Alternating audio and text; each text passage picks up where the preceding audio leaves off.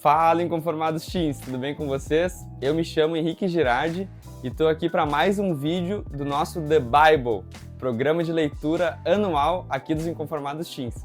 E hoje a gente vai estar vendo 5 coisas que a gente precisa saber antes de começar a ler o livro de Deuteronômio, o 5º livro da Bíblia. Vem com a gente! Então, a primeira coisa que a gente sempre vê é a questão do autor. O autor também é Moisés. Esse é o último livro dos 5 primeiros livros da Bíblia, né? Que os judeus chamam de a Torá, a instrução, a lei, seja lá a palavra que você queira usar. Esse nome Deuteronômio, ele vem de ser uma repetição da lei. Então, Moisés, agora no final da sua vida, ele vai repetir as instruções que ele já tinha passado para o povo de Israel. Então, a segunda coisa que a gente precisa saber, a questão das datas, né? A gente já sabe que o povo saiu do Egito, né? O povo aquele que ficou 400 anos lá no Egito, saiu do Egito e fica peregrinando no deserto 40 anos. Os estudiosos vão dizer que essa viagem era para ser tipo 1 semana, 2 semanas, algo do tipo assim. Mas Deus fez eles ficar rodeando no deserto 40 anos. A datação do livro de Deuteronômio é no final desse período. Então ele é 40 anos depois de quando o povo saiu do Egito. A data precisa de quando o povo saiu do Egito não é consenso entre o pessoal da academia e os estudiosos. Mas é importante você saber o que está acontecendo dentro da narrativa do povo de Israel. Se aconteceu em 1500 a.C.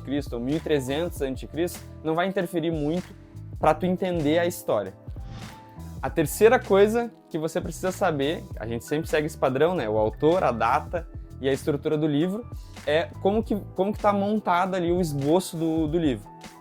Moisés é o que domina esse livro, né? Como é a repetição das instruções que ele já tinha dado, então você vai ver muitas frases, muitas instruções de Moisés. Não é como, por exemplo, Números, que é um diário de viagem, ou Levítico, ou Êxodo.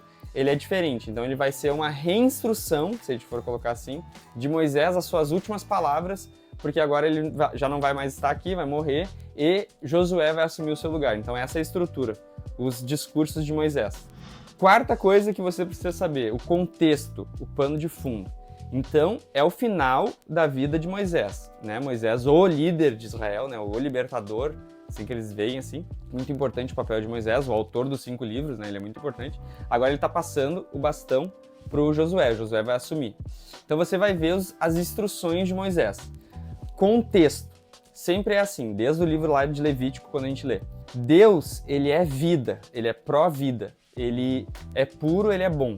Tudo que for contra a vontade de Deus leva à morte. Então você vai ver no discurso de Moisés, bem claro isso, especificamente lá no capítulo 30, eu acho que é, não tenho certeza, que ele coloca, Deus, né, por meio de Moisés, coloca o povo de Israel entre a bênção e a maldição, a vida e a morte. Então, nós somos chamados a refletir se a gente, vários sis, né, se, você vai ver no discurso de Moisés, se a gente quer optar pela vida, e aqui nós como cristãos, né, aceitar Jesus, crer no sacrifício de Jesus, ou se rebelar e continuar num caminho de condenação, que é um caminho de morte do inferno. A gente precisa se posicionar diante disso. Então é sobre isso, assim, o contexto do livro de Deuteronômio. E a quinta e última coisa que você precisa saber é sobre o que é esse livro de Deuteronômio. Quando a gente for ler, o que a gente vai dar de cara ali?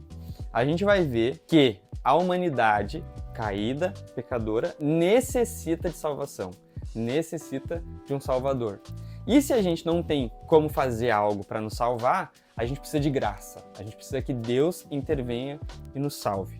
Tem um versículo que eu adoro, esse versículo é muito bom para mim, está em Romanos, que fala que seja todo homem mentiroso e Deus verdadeiro, algo desse, tô que nem o Chapolin aqui, algo desse tipo. Esse versículo está querendo dizer que nós, os seres humanos, a gente é, por natureza, pecador e tende a ser infiel. Só que Deus é sempre fiel.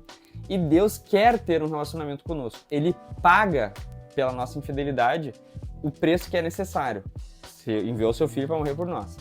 É claro que nós, uma vez que somos salvos, a gente dá essa resposta a Deus, continuamos com as nossas falhas, nossos pecados, nossos tropeços, mas a gente não tem alegria nessa vida de pecado. A gente tende a obedecer, mesmo com as nossas falhas. Esse é o convite de Deus no livro de Deuteronômio. Essa é a mensagem. Deus nos ama e quer ter um relacionamento conosco.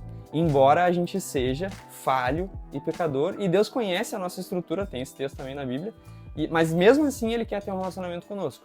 Um dia nós não teremos mais pecado e viveremos com Ele, que é o texto, né? Sede santos como eu sou santo. Um dia a gente vai ser igual, não igual a Deus, vamos falar que eu sou herege, mas a gente não vai ter pecado.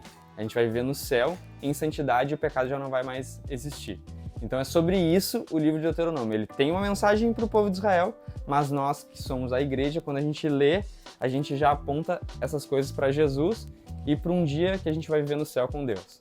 É sobre isso o livro de Deuteronômio. O próximo livro que a gente vai estudar é o livro de Josué. Então, te vejo no próximo vídeo.